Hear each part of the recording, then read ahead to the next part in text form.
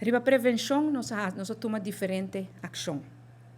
Há bem meldcode, e código de proteção, e curso na Science of Safety para profissional no setor social, ensinança, saúde pública e justiça. Para assinatura profissional por raportar na forma uniforme e para toda informação relacionada com muita, está central de sistema. Family Justice Center e curso para full level social do European Family Justice Alliance. Aqui nanta para três junto toda expertise para atender que tema de abuso e edifício de Family Justice Center que a tour lo está ubicado está em sua fase final. Também nos organizamos uma campanha nacional Mi Mesmo Héroe, projeto de 52 episódios educativos para nos muchanan e para maiornan, para conscientizar muchanan kiko por e kiko no por, pero principalmente kiko pahasi para stop atuação não permitir contra muchanan. Também nos adressar diferentes temas riba cuido de vítima. Será Memorandum of Understanding entre full cadena de expertos caminha para garantizar o cuido psicológico para a vítima, mas também psicólogo para guia e interrogação, e de forma é caso apresentar porta mais sólido para juez por llegar na castigo mais alto. E o tema de vertrouwensarts que tem atenção constante a apontar médico forensico que está especializando em matéria.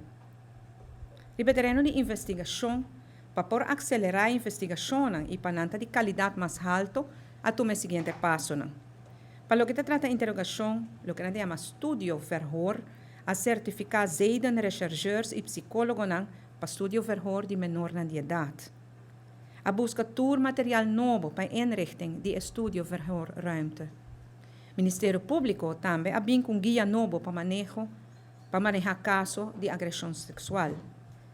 E a recherche psicológica tem preparação. Para o que te castigo, e acaba na ano 2020, aí se castigo na máximo tem 5 anos.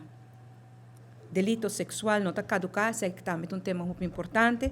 Verjaringstermijn awardo eliminar e não tem importar quanto tempo passa se vítima por apresentar prova e abusador lo haya su castigo. Tem outro delito tem fecha que essa que não está caducar, pero não tem caso de delito sexual mas tudo essa que está câmera de lei de ano 2020. Sin embargo, hopi viaja, não está a crítica que o governo não está fazendo nada contra abuso de mucha ou abuso sexual de mucha. Essa aqui não está correto.